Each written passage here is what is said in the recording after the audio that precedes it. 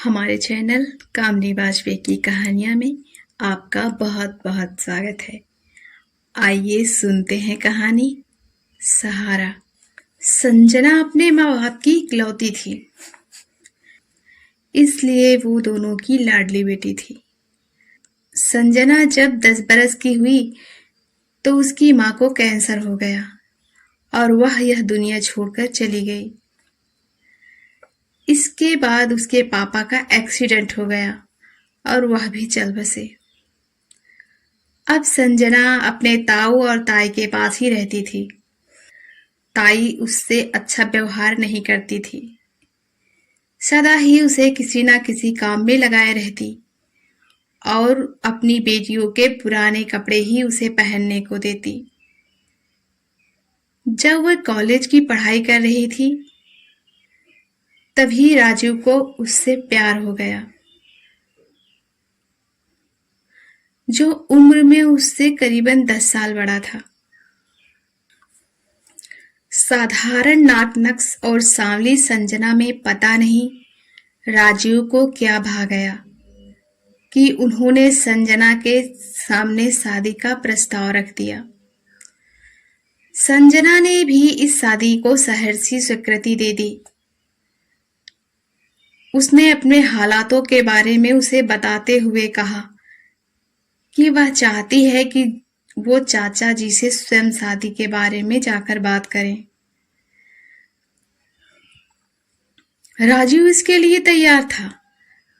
वह अगले ही दिन संजना के चाचा जी से उनके ऑफिस में जाकर मिला। जब चाचा जी घर आकर खुश होकर ये चाची को बताने लगे तो वह उन पर भड़क उठी। पता नहीं इस काली कलूटी में उस राजू के बच्चे को क्या दिखा जो इससे ब्याह रचाने को परेशान है। मेरी गोरी चिट्टी लड़कियां उसे दिखाई नहीं दी। अरे उसे तो छोड़ो, आप भी ऐसे खुश हो रहे हैं जैसे कि यह रिश्ता हमारी ही बेटी के लिए हो। मैं साफ साफ कह देती हूँ, मेरे घर का 1 रुपया भी शादी में लगा तो ठीक ना होगा।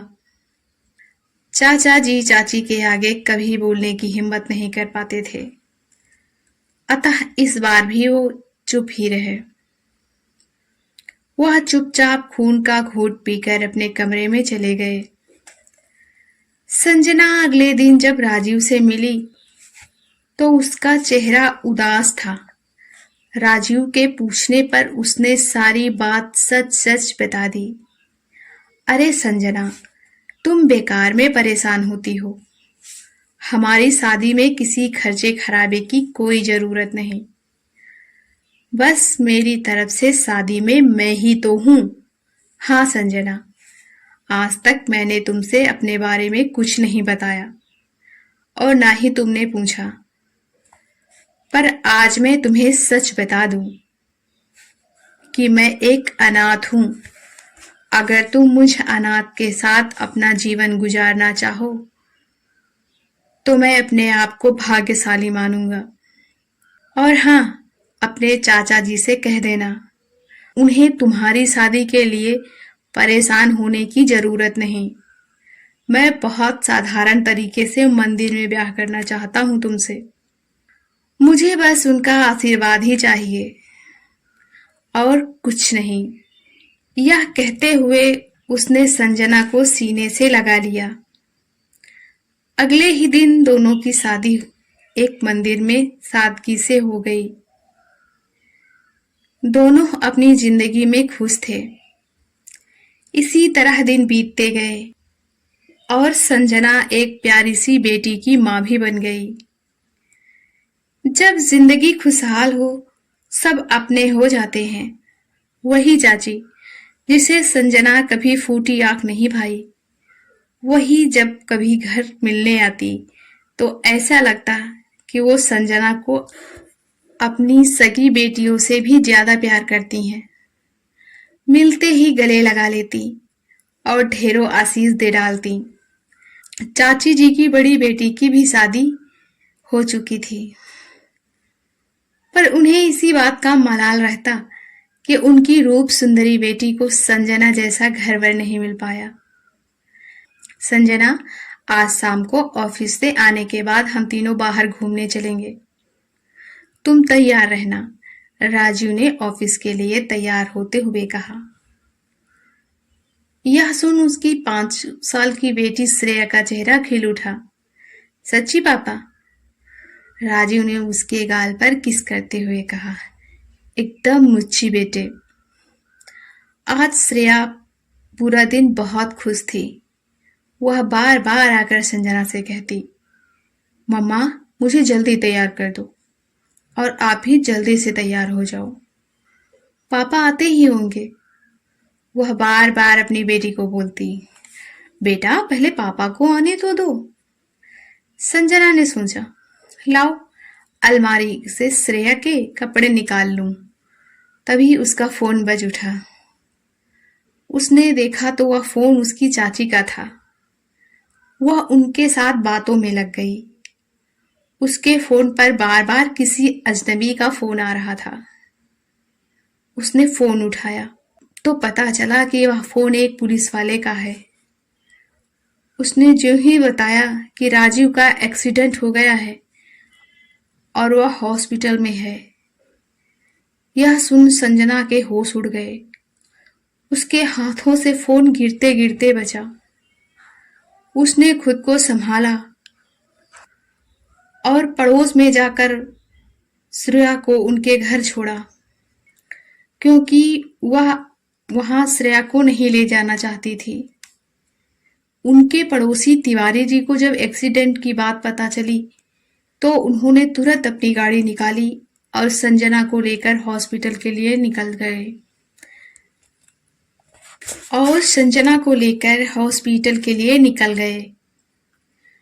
पर संजना जब वहां पहुंची तो राजीव आखिरी सांसें ले रहे थे।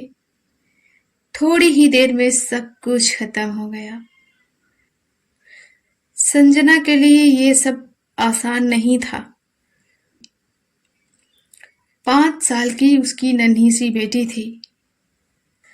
पड़ोसियों ने तब बहुत मदद की थी संजना की। ससुराल के नाम पर कोई था नहीं। मायके से उसकी चाची और चाचा आ गए थे और उसकी चचेरी बहनें भी। 13वीं के बाद सब लोग विदा हो गए।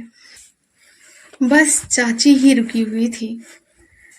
चाचा जी ने उन्हें यह कहकर रोक दिया था कि संजना को बाहर बहुत दौड़ धूप करनी होगी, बहुत से दफ्तरों के चक्कर लगाने होंगे, तब श्रेया का ख्याल कौन रखेगा? श्रेया अकेले घर में कैसे रहेगी? पड़ोसियों के घर में बच्ची को कब तक छोड़ेगी संजना? चाची जी के रुक जाने से काफी राहत महसूस की थी संजना ने। राजीव के दोस्तों ने उसकी हर काम में बहुत मदद की। संजना को राजीव के ऑफिस में नौकरी मिल गई थी। संजना की जिंदगी धीरे धीरे पटरी पर आने लगी थी। अब घर में चाची जी थी। सारा दिन श्रेया उन्हीं के साथ रहती थी। श्रेया पहले जैसी नहीं रह गई थी। वह गुमसुम सी रहने लगी थी। संजना इस समय कुछ महीनों से इतनी व्यस्त रही कि वह श्रेया की तरफ ध्यान ही नहीं दे पाती थी। राजीव का इस तरह अचानक छोड़कर चले जाना उस पर वज्रपात ही तो था। एक दिन संजना को ऑफिस में सिर दर्द होने लगा। उसे हल्का सा बुखार भी लग रहा था, इसलिए उसने आधे दिन की छुट्टी ले ली और घर चली गई। घर पहुंचकर उसने डोरबेल बजाई तो चाची जी ने आकर दरवाजा खोला। ड्राइंग रूम में टीवी चल रहा था और चाय के कप, नमकीन, बिस्कुट भी नाश्ते की टेबल पर रखे हुए थे। संजना ने ये सब देख चाची जी से पूछा, कोई आया था क्या चाची? हाँ, समिता आई थी। तो रोक लिया होता, मुझसे मिलकर जाती। मुझे पता नहीं था कि तू आज जल्दी आ जाएगी। उन लोगों को भी कहीं और किसी काम से जाना था। श्रेया कहाँ है? दिख नहीं रही। इस बार चाची जी का जवाब थोड़ी देर में मिला। उन्होंने धीरे से अटक अटक कर कहा, वह सो रही है। वह सीधी अपने कमरे में चली गई। वहां बाथरूम में जाकर उसने हाथ मुंह धोकर कपड़े बदले और अपने माथे पर बाम लगाई और फिर जाकर श्रेया के बगल में लेट गई। उसका ध्यान अपने बेड के सिरहाने लगी उस फोटो पर चला गया जो उन्होंने श्रेया के चौथे जन्मदिन पर खिंचवाई थी। श्रेया राजीव की गोद में थी और संजना राजीव के कंधे पर सिर टिकाए मुस्कुरा रही थी। विधाता भी कब किसके साथ क्या कर दे, कोई नहीं जानता। वह उस मुस्कुराती हुई तस्वीर को देर तक निहारती रही। उसका ध्यान उस फोटो से तब हटा जब उसने यह देखा कि श्रेया नींद में कुछ बड़बड़ा रही है। उसने श्रेया की तरफ ध्यान से निहारा। उसके चेहरे पर बाल बिखरे हुए थे और उसके गालों पर सूखे हुए अश्कों के निशान थे। ये क्या? उसके गाल पर उंगलियों की छाप। क्या चाची श्रेया पर हाथ उठा देती हैं? ये सब देख उसकी आंखों से आंसू बहने लगे। आज तक जिस बच्ची को उसने झिड़का तक नहीं, उस पर चाची ने हाथ उठा दिया। वह अभी जाकर चाची जी से पूछेगी, ये सब क्या है? उन्होंने मेरी इतनी छोटी बच्ची पर हाथ कैसे उठा दिया? राजीव की आत्मा को कितनी तकलीफ हुई होगी ये सब देख के। यह सब सोच सोचकर उसका मन आहत हुआ जा रहा था कि तभी फिर उसका श्रेया की तरफ ध्यान चला गया। वह नींद में कुछ बड़बड़ा रही थी, पर संजना की समझ में नहीं आ रहा था कि वह क्या कहना चाहती है। उसने श्रेया का सर सहलाया तो उसने आंखें खोलकर उसे देखा तो वह उससे कस के लिपट गई और रोती हुई बोली, मम्मा आप मुझे छोड़ के मत जाओ। मम्मा आप मुझे छोड़ के मत जाना। मैं आपको कभी तंग नहीं करूंगी। प्लीज मम्मा, प्लीज मम्मा। संजना उसे बाहों में भरकर प्यार से समझाने लगी, मैं कहीं नहीं जाऊंगी बेटा, मैं हमेशा तुम्हारे पास रहूंगी। आपसे ये किसने कहा कि मैं आपको छोड़कर चली जाऊंगी? बोलो। नानी और मौसी ने। संजना यह सुन चौंक गई। उसकी गैर हाजिरी में उसकी बेटी को ऐसे डराया जाता है। इतना कहने के बाद श्रेया ने अपने मुंह पर हाथ रख लिया और बोली, मुझे ये सब आपको नहीं बताना चाहिए था। नानी जी ने कहा था कि अगर मैं कुछ भी आपको बताऊंगी तो आपके जाने के बाद वो मुझे खाना नहीं देंगी। नहीं बेटा, कुछ नहीं होगा। आप नहीं बेटा, ऐसा कुछ नहीं होगा। आप फिक्र मत करो। हम उनसे नहीं बताएंगे कि आपने हमसे यह सब बताया है। मम्मी पापा कहाँ गए हैं और वो अकेले क्यों चले गए हैं? हमें और आपको क्यों नहीं लेकर गए? मुझे उनकी बहुत याद आती है। जब पापा थे तो कितना अच्छा लगता था। संजना को समझ में नहीं आ रहा था कि वो अपनी बच्ची की इस बात का क्या जवाब दे। उसने बात बदलते हुए कहा, बेटा आज आपकी मौसी जी भी आई थी। मम्मा मैं उन लोगों के बारे में बात नहीं करूंगी, वो सब लोग गंदी हैं। नहीं बेटा, ऐसा नहीं कहते। ऐसा क्या हुआ बेटा? क्यों गंदी है वो? आपको पता नहीं है, नानी जी आपकी चीजें उठाकर मौसी जी को दे देती हैं। अच्छा? हाँ। आज आपकी साड़ियां उठाकर मौसी जी को दे दी। मैंने रोका तो मेरे गाल पर चाटा मार दिया। मैं रोते रोते सो गई। मम्मा प्लीज ये सब बातें आप उनसे नहीं बताना, उसने मासूमियत से कहा। वह बहुत देर तक श्रेया को दुलारती रही। उसने राजू के जाने के बाद पहली बार अपनी बेटी के साथ इतना टाइम बिताया था। शायद तभी जान पाई थी कि उसकी चाची उसके कलेजे के टुकड़े के साथ किस तरह पेश आती हैं। उसे अपने आप पर ही गुस्सा आ रहा था। आखिर वह चाची जी के होने से श्रेया के प्रति इतनी निश्चिंत कैसे हो गई, जबकि उसने बचपन से ही चाची जी को झेला है। कितने दुख उठाए थे उसने उनके घर में। वह सदैव ही उतरन पहनती थी अपनी चचेरी बहनों की। जी तो चाहा कि वह जाकर पूछे उनसे कि मेरी बच्ची के साथ ऐसा सलूक क्यों, पर यही सोचकर खून का घूंट पी गई कि उसके ऑफिस जाने के बाद वह उसके साथ क्या सलूक करें, पता नहीं। पर चाची जी के साथ वह अपनी बेटी को एक पल भी नहीं रखना चाहती थी। उसकी समझ में नहीं आ रहा था कि वह इस समस्या का हल कैसे निकाले।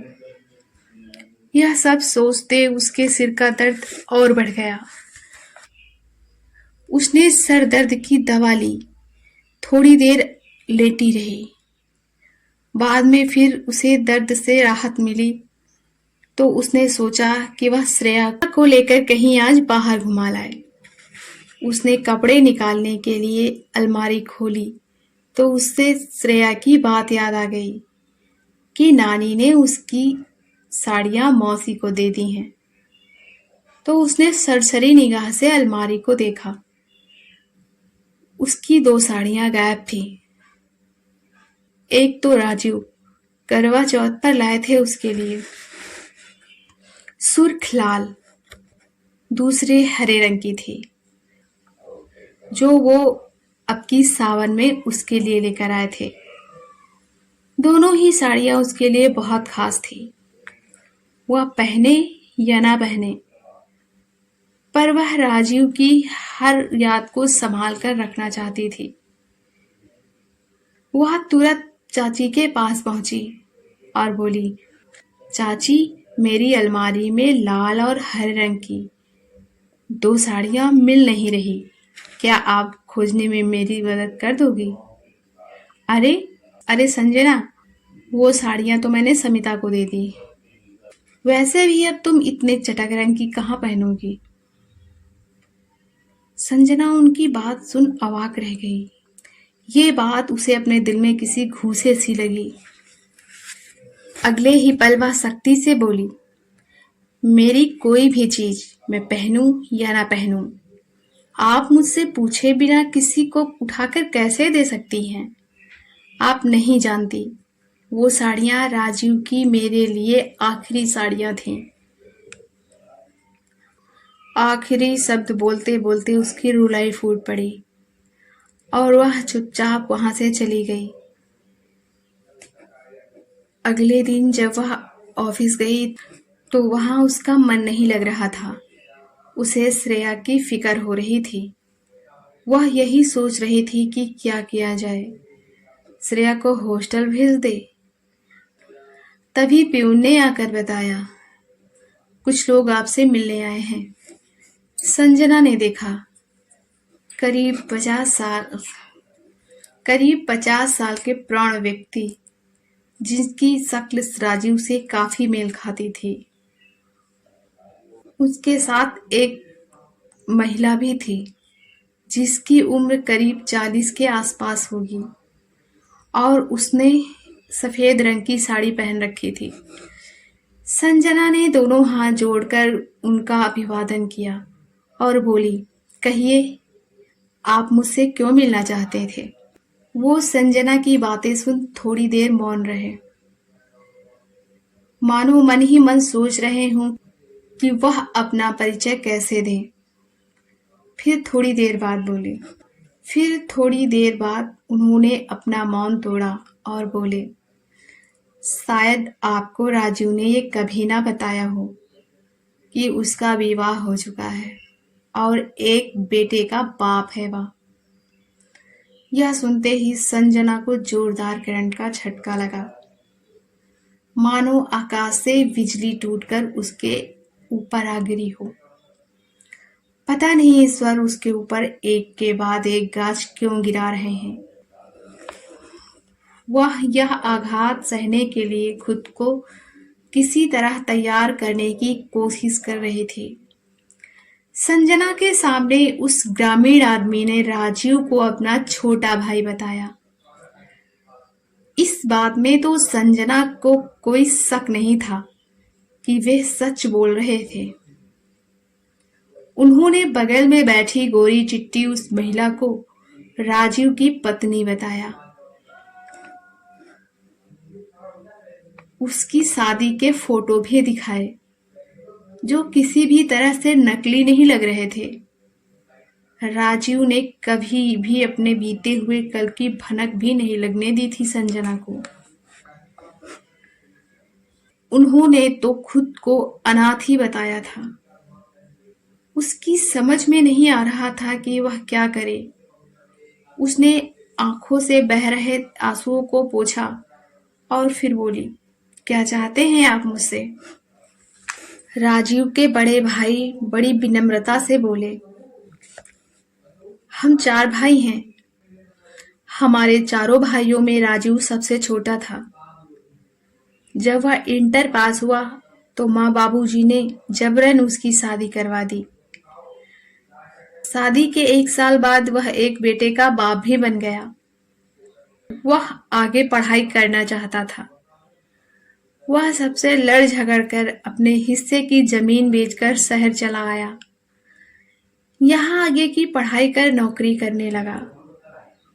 उसने ना अपनी पत्नी की सुध ली और ना ही बेटे की। हम लोगों से जितना हो सका हमने बेचारी को सहारा दिया। राजीव के बेटे को भी पढ़ाया लिखाया, पर हमारे बच्चे भी बड़े हो गए हैं और उनके भी शादी ब्याह निपटाने हैं। फिर राजीव का लड़का कृष्णा भी बड़ा हो गया है। इसी साल उसने हाई स्कूल पास किया है। उसकी पढ़ाई अच्छे से हो सके, बस इस चाह ने आपके पास आने पर विवश कर दिया। मेरे छोटे भाई ने इस बिचारी की जवानी तो खराब कर दी। शायद कृष्णा की वजह से इसका बुढ़ापा चैन से कट जाए।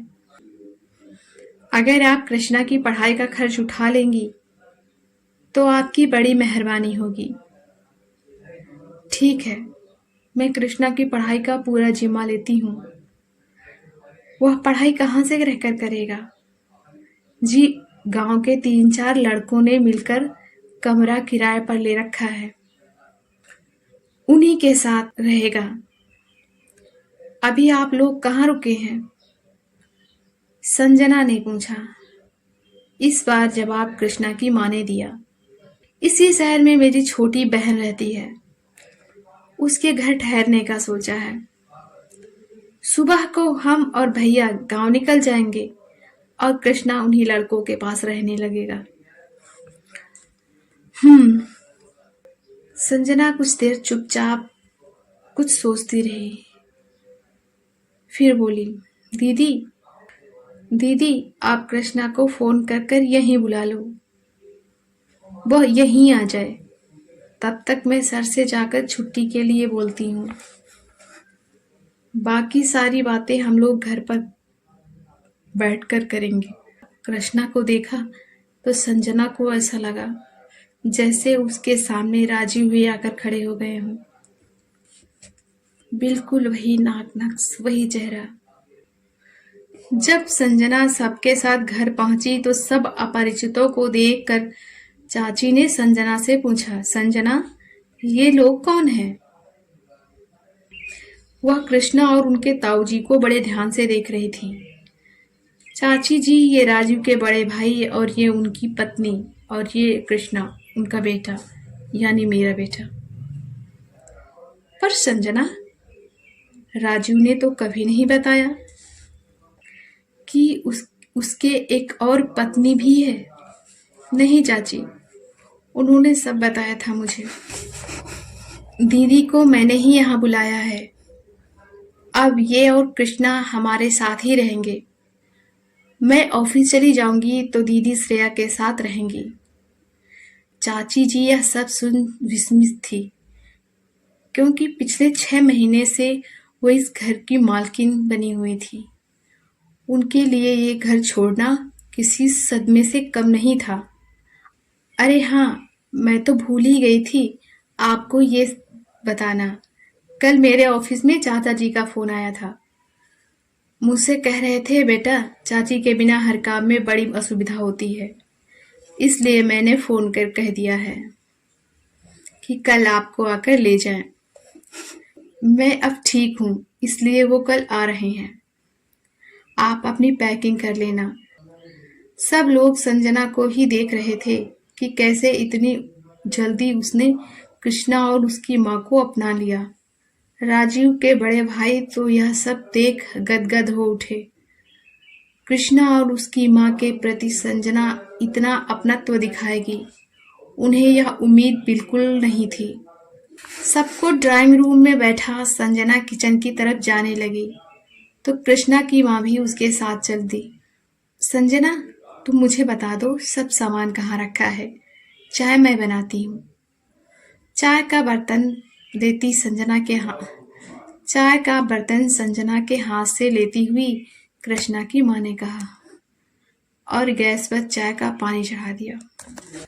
दीदी, मैंने जो चाची जी से कह दिया, आप यहीं रहेंगी, आप रहेंगी ना? यह कहते संजना ने उनका हाथ अपने हाथ में ले लिया। संजना, ये तो तेरा बड़प्पन है कि तूने मुझे अपने घर में रहने को कहा। नहीं दीदी, ये मेरा घर नहीं, ये हम दोनों के पति का घर है। नहीं संजना, यह तेरे पति का घर है, इस पर तेरा ही अधिकार है, जब उन पर ही कभी मेरा अधिकार नहीं था तो उनकी संपत्ति पर मेरा अधिकार कैसे? यह कहते कहते उनकी आंखें बरसने लगी। उन्होंने अपने आंसू पोंछे और चाय छानने का उपक्रम करते हुए बोली, संजना, चाय के साथ जो रखना हो वो तुम निकालो। चाय नाश्ते के बाद राजीव के बड़े भाई उठ खड़े हुए और बोले, छोटी, अब मैं चलूंगा, घर में बहुत सा काम है। संजना ने हाथ जोड़ते हुए रुकने का निवेदन किया तो वह हाथ जोड़ते हुए बोले, इस बार आऊंगा तो जरूर रुकूंगा। रात को खाने के बाद संजना ने सबका बिस्तर साथ ही लगाया। श्रेया देर तक कृष्णा के साथ खेलती रही। वह उसके साथ बहुत खुश लग रही थी।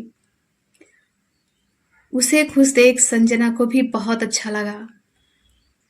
शायद भगवान ने इन सबको उसका अकेलापन और उसकी परेशानी बांटने के लिए ही भेजा है। संजना के मन में एक सवाल बार बार उठ रहा था कि राजीव ने इनके साथ ऐसा अन्याय क्यों किया। जब दोनों बच्चे सो गए तब संजना ने कृष्णा की माँ से पूछा, दीदी, मेरी समझ में ये नहीं आ रहा कि राजीव ने आपके साथ ये अन्याय क्यों किया। इतनी सुंदर और इतनी सुशील पत्नी के रहते उन्होंने मुझ जैसी सांवली सी साधारण नाक नक्श वाली लड़की से विवाह कर लिया। सब भाग्य की बात है। जब हम दोनों का विवाह हुआ तब हम दोनों 17-18 की उम्र के थे। ये शादी उन पर जबरन थोपी गई थी। इस शादी के लिए वो बिल्कुल तैयार नहीं थे, पर बाबूजी के दबाव में आकर किसी तरह शादी के लिए तैयार हो गए थे। पर यह शर्त रखी थी कि उनके हिस्से की जमीन बेचकर वह पैसा उनके नाम जमा कर दिया जाए, जिससे वह बिन रुकावट अपनी पढ़ाई जारी रख सकें। बाबूजी ने उनकी शर्त मान ली, क्योंकि वह मेरी शादी राजीव से करवाकर अपना वादा निभाना चाहते थे, जो वादा उन्होंने मेरे बाबूजी से उनके मरने के समय किया था। शादी के 1 साल पूरा होते होते कृष्णा मेरी गोद में आ गया। जब वह 3 महीने का था, तभी मेरे मायके से मेरी माँ की बीमारी का फोन आया। मैं मायके चली गई।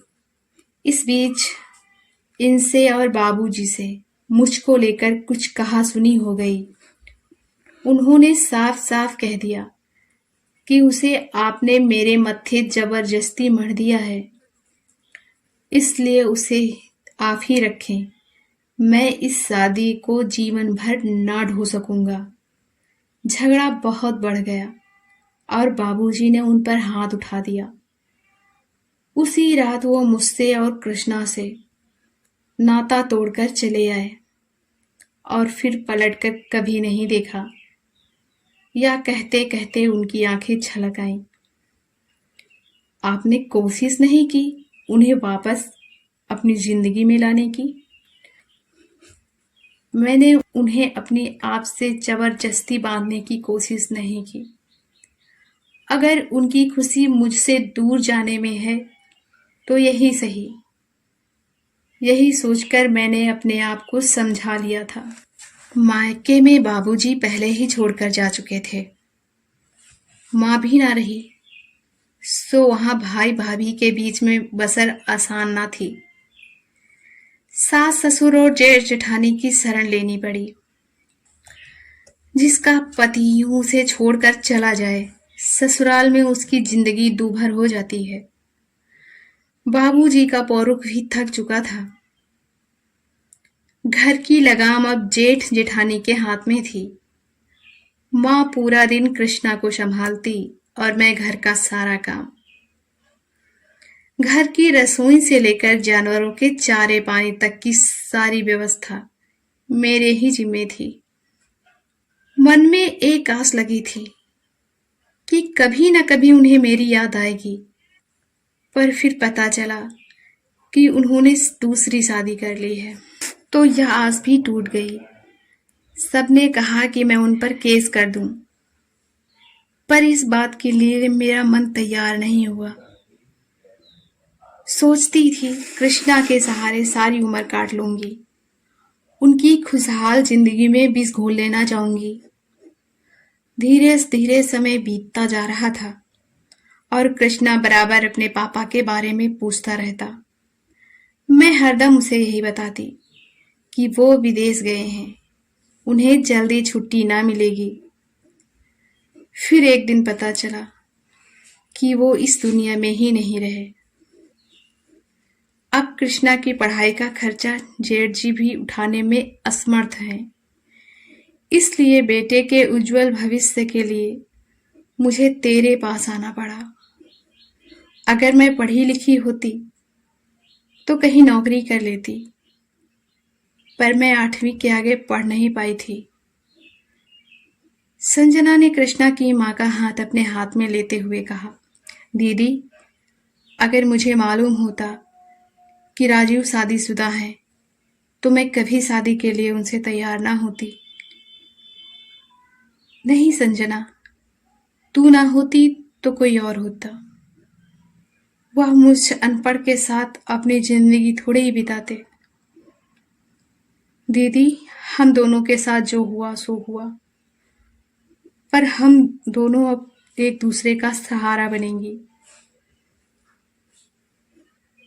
मेरे रहते आप अपने आप को कभी अकेला मत समझना। अब दुख के दिन बीत गए, धीरे धीरे बच्चे बड़े हो जाएंगे। अब हम दोनों मिलकर जिंदगी के संघर्षों से लड़ेंगी। आप घर संभालना और मैं ऑफिस। वो दोनों आपस में बातें कर ही रही थी कि संजना का ध्यान श्रेया की तरफ चला गया। वह नींद में बड़बड़ा रही थी, सच मम्मा, कृष्णा भैया अब यहीं रहेंगे? और सोते में ही मुस्कुरा रही थी। हमारी पूरी कहानी सुनने के लिए आपका बहुत बहुत धन्यवाद। हमारी कहानी आपको कैसी लगी, प्लीज़ कमेंट करके ज़रूर बताएं। अगर आप हमारे चैनल पर नए हैं तो प्लीज़ लाइक, सब्सक्राइब और शेयर करें।